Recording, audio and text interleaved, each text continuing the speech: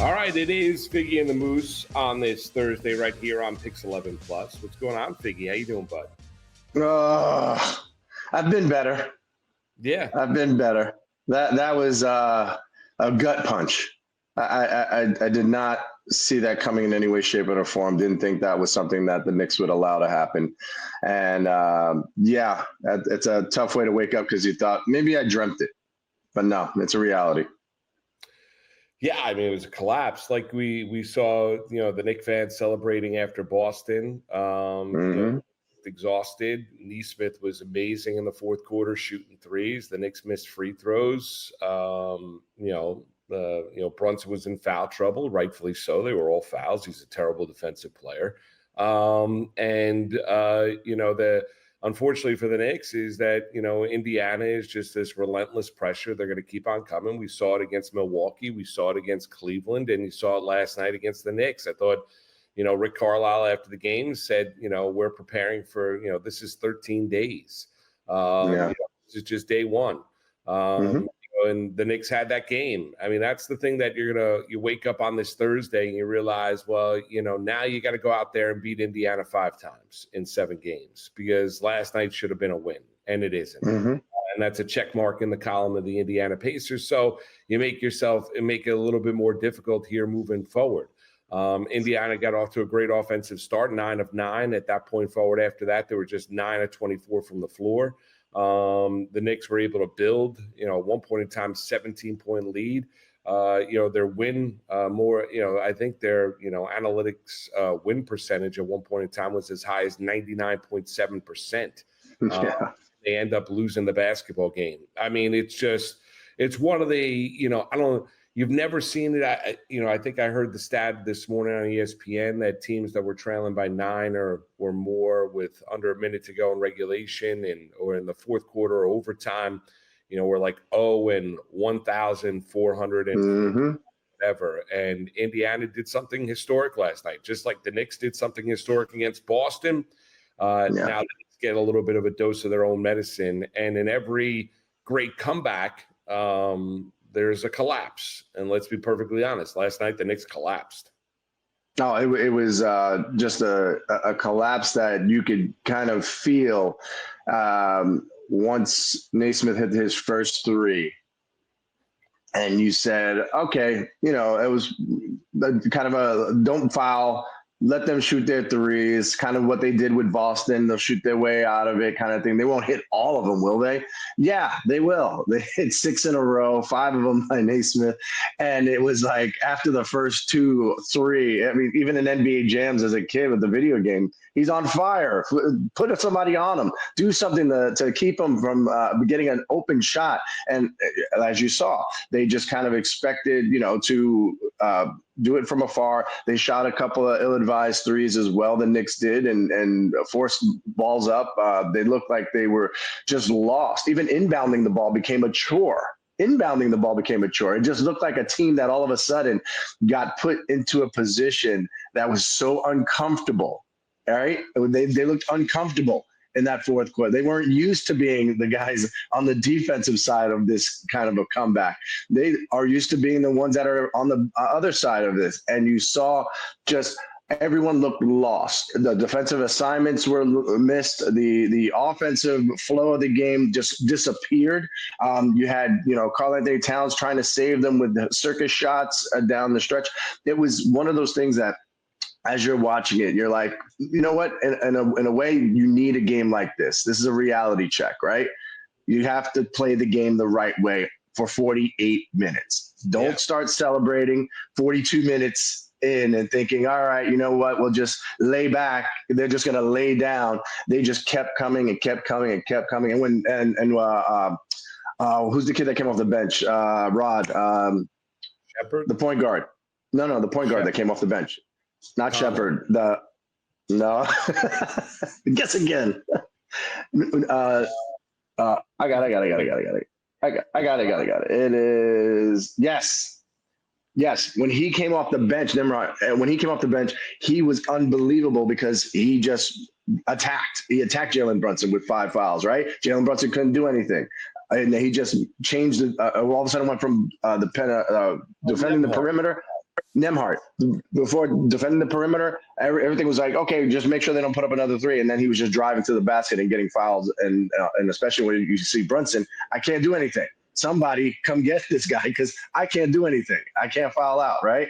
And it was just an uncomfortable position all the way around. No challenges, nothing left. And it was just everything became that whining of the Knicks of that was a foul. What was it off me? That was off them. You know what I mean? Like that's a bad game all the way around that you have to be able to say, I hope this is the worst that we've ever played. Well, and the thing is, like, the ramifications now moving forward. That's the other issue you have is like coming off that kind of a loss. We've seen tough losses in this postseason, nothing to that level for the New York Knicks. We've seen these epic comebacks where the Knicks were able to build momentum off of it. Saw it in the Detroit series, saw it in the Boston series, and now all of a sudden you see it here with Indiana, who, as much as, everybody wants to run around New York City and think that it's the Knicks season. Bless you. Bless you. Everyone that wants to run around thinking about the Knicks season. Well, I mean, Indiana, has got this magic carpet ride as well going for them over the course of this NBA postseason. The record since they're struck January 1st. Everyone talks about the injuries for the Knicks. Yeah, I get that. A year ago, Indiana was dealing with injuries as well. They're now complete, whole, and healthy. And they won a game last night that they had no business of winning. And we can dissect it and look at it and look at the defensive breakdowns and going under screens instead of going over them and leaving Neesmith open and not challenging and all the things that we talk about with this Knicks team. Signs of being tired toward the tail end of the game. Indiana wearing them down. Now, should the Knicks have then lost that game? No. I mean, one play, and the Knicks end up winning it. But they didn't make that one play offensively or defensively, and Indiana hit everything they could down the stretch. Now the question is, as you look at it and you're trying to kind of deal with it and trying to explain what transpired, how something historical happened, the choke sign being given once again in Madison Square Garden. Now the question is the impact of that kind of loss, even though it's just one game, moving forward on the rest of this series, where the Knicks, as much energy and effort as they gave, leading that game at one point in time by 17 points, they lost. Indiana, who had no business of winning that game, they won. Now Indiana has home court advantage moving forward, and it's an Indiana team, let's be honest, Figgie, that's not here by mistake. Indiana played the second best since we got to 2025. Indiana has played the second best basketball in the entire league. And let's be honest. I mean, we're not talking about an 8 seed that is in these conference finals. We're talking about the 4 seed. We're talking about a team that had one less win than the Knicks. For all the credit we give the Knicks and how glorious their season was, and they finished third because how good Boston was and how great the Cleveland Cavs were all year. Indiana kept pace all year long. Once they kicked it into another gear and they found their stride, got over injuries, and were able to play the way they did, not the second half, but more like the second 2/3 of the season. They've played so fantastically down the stretch, and they are playing very well, clicking on all cylinders, and they attack you in a multitude of ways. Like we talked about it on our show yesterday. 3-pointers weren't going to be the thing in this series, and yet they were knocking down 3-pointers left, right, and center. I was like, what happened? We said they wouldn't shoot more than 20 in a game, probably. No, they wouldn't hit more than 20 in a game, we thought, and they just went on the attack. They have so many different guys that are so young, so fast, and they just kept making it a problem for Brunson. Brunson obviously is worn down. You see him having to run through screen after screen. He's not running through one screen. He's having to run through 2-3 screens to try and get himself open, right? So there's pounding, bruising, a chance to turn an ankle on every single time he's trying to get the ball just to start the possessions out. That takes up time on the clock. That leads to a shot clock with 5 seconds or less remaining, and guys putting up shots, and again, Cat put up some circus-like shots. He had an unbelievable game. Said he would have to be the X factor. 35 points, 12 rebounds. He was phenomenal. He was everything you could want, but they needed just that one more. And just to think about it, right? With all that being said and done, Halliburton almost did the same thing he did in game 1 against the Cavs, right? The same circus shot where he misses, gets his own rebound, runs right back out. And what do you see?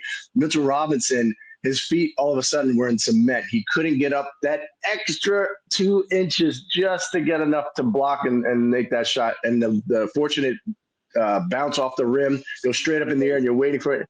And it's by a toenail that the game wasn't over right there, right? It's by a toenail that they didn't lose that game. And so that I think that would have been more of a defeating blow right there for Haliburton to put it down like that through the choke sign and everything else. Like he even said in the post game, he's like, I was a little premature with the choke sign, but he felt like that was the right moment. And game one already in the series to not only be the villain, like we said before, but put the cape on right in the middle of the garden floor and be the villain. All eyes on me. This is, this is the Indiana Pacers. This is who we are. And it was tenacious with Haliburton. He was just a problem, no matter what you think about him, how he shoots, the awkward shots, the putting it up from no man's land, but finding the bottom of the net.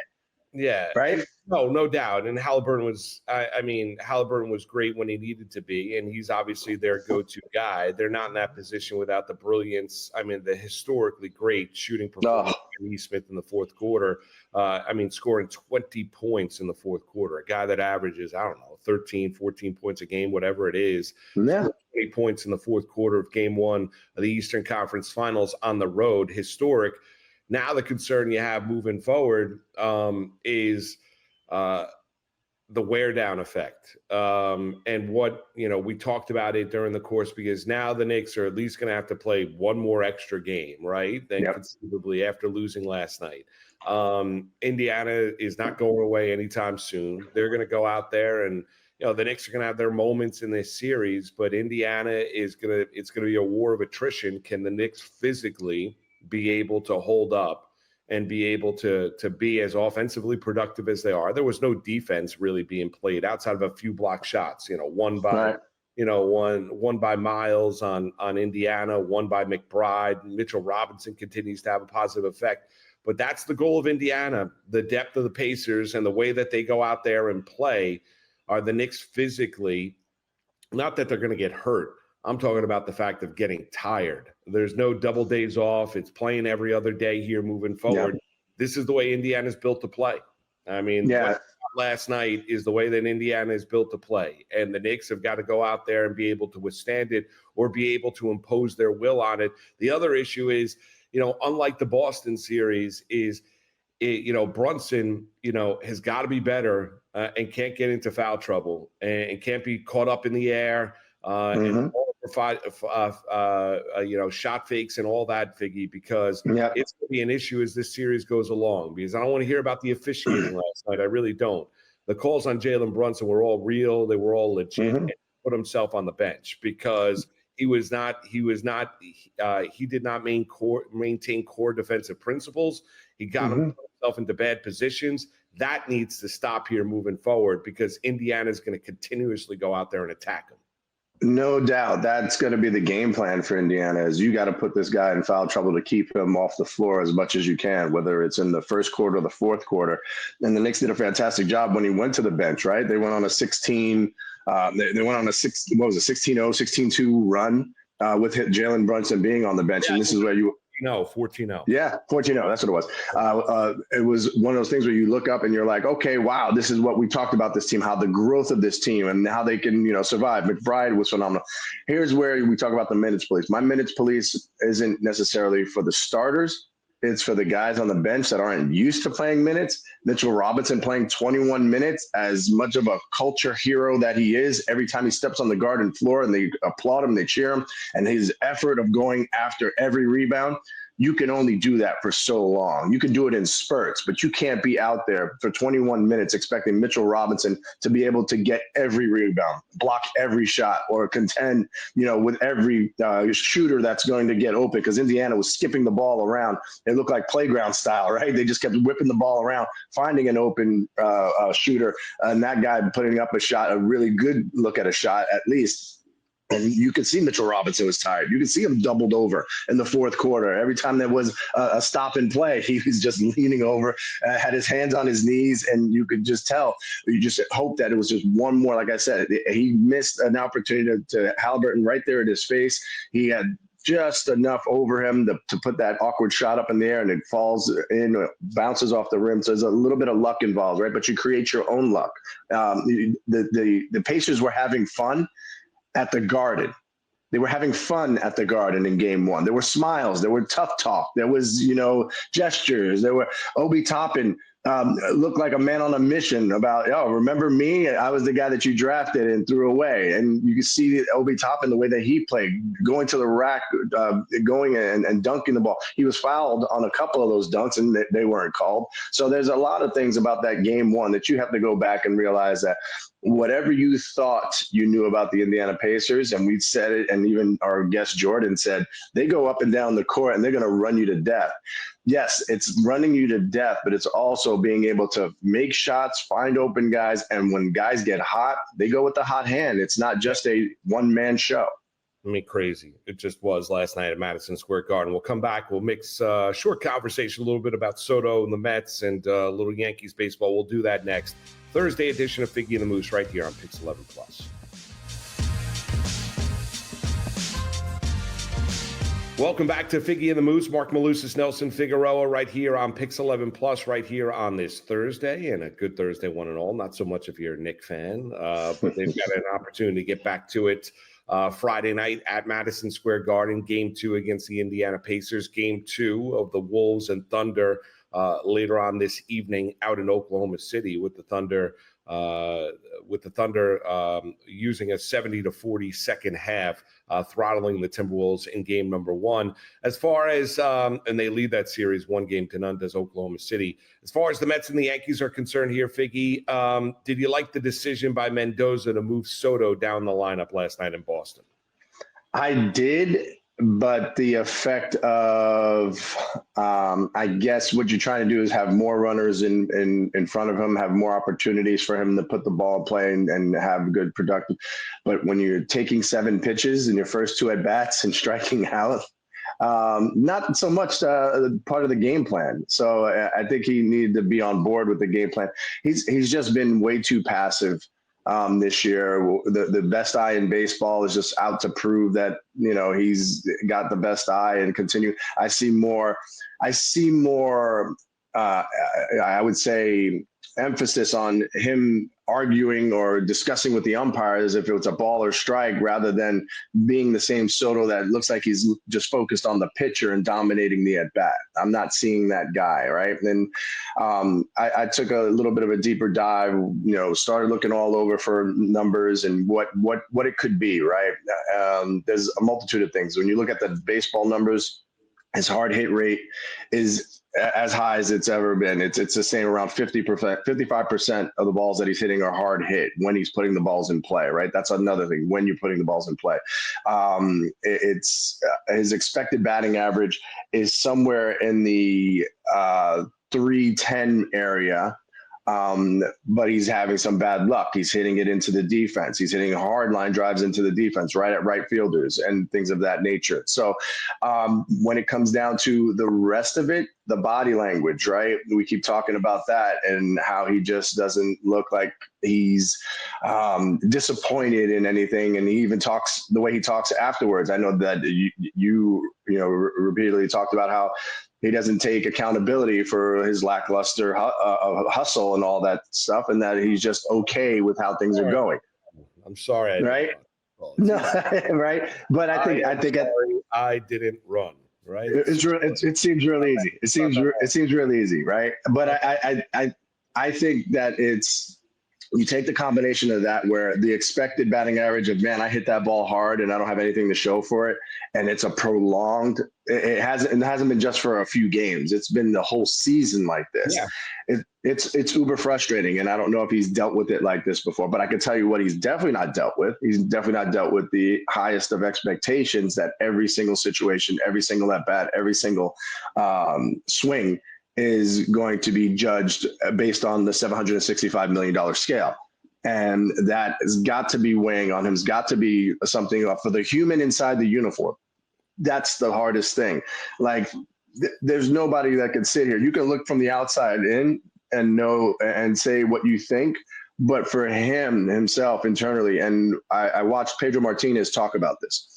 because he said there was a point in time, a very short point in time, he was the highest paid player in baseball. And when he left the Expos and became the highest paid player in baseball, he said it took him a while to feel okay without all the expectations. And there's stuff off the field. There's stuff from family. There's stuff from all the money side. There's stuff, all the other things that come into it that's complicating things that are simple thoughts before of just focus on task at hand, getting the job done. And you don't have the results in the baseball part that used to come so easily to you. And then, compound it with all the other stuff of the expectations. Yeah, I know he wanted it. I know he asked for this. I know he wanted out. He moved over to New York, to the Mets from the Yankees, and knew the ridicule that he was going to get. But having said all that, this is a 26-year-old man who is dealing with something that nobody can speak of. Nobody for sure has ever felt that pressure. I mean, Jason Dominguez has more RBIs than Juan Soto. Exactly. Well, I think they're tied. But yes, I get what you're saying. 22-21. Yeah. Is it 22-21? Okay, so 22-21. Trent Grisham has more home runs. I mean, we can go on and on and on. It's just Aaron Judge is nearly batting 2 times his batting average. I get all that. And for the Yankees, it's looking like a great pivot because of the sum of the parts that they have been able to acquire because they didn't go after Soto, right? At the end of the day, what matters most is how they get this guy back on track, because once he gets back on track and is in the middle of that lineup and is a productive hitter that we know he's going to be just fine. But right now, it just seems like he's in the bottom of a pit and there's no way out right now. There's no way to get to the top again. Listen, I don't mind it. What dropping him? We began the conversation and talking about the fact that he was dropped to third in the lineup. I don't mind it. I think it just reeks of a team trying to find it or a player trying to find it instead of just staying the course. That's all. And he had 3 strikeouts last night. The Mets won the game, right? The Mets need to get back to winning days. But Soto, as long as this continues to go, the more difficult the mount's going to be able to climb. I mean, that's it, because, we're not talking about a month here. We're talking about, 170, 75, 180 at bats, whatever it is he's standing at right now, Figgy. That's a long time for Juan Soto to be struggling to the level that he is. But the Mets were victorious last night. Yankees with the walk-off win. Jason Dominguez, the Martian, second deck at Yankee Stadium. They come back and knock off the Texas Rangers, and DeGrom was pretty good and making his return to New York and pitching for the Rangers after getting that wad of cash a number of years ago and dealing with injuries once again. And the Knicks with one of the most historical collapses in the history of the NBA playoffs. I mean, that's what you got in game 1. But what would you expect with the history of Knicks Pacers, going back to the 90s and 2000s? This kind of goes part and parcel. Heartbreaking, crushing losses. And that's exactly what you got if you're a Knicks fan last night. I mean, a terrible, terrible loss. That's good. Yeah. On Sports Nation Nightly, we talked about, is this rivalry right up there with the 90s and 2000s version of the Pacers and Knicks, right? Well, after game 1, and we saw this already in game 1, I told you they're pushing the envelope, right? They're trying to jump right above each one of those old series and say, you know what, this might be the 3rd best right now series, and this is only game 1. So it looks to be, we thought it was going to be a fantastic series.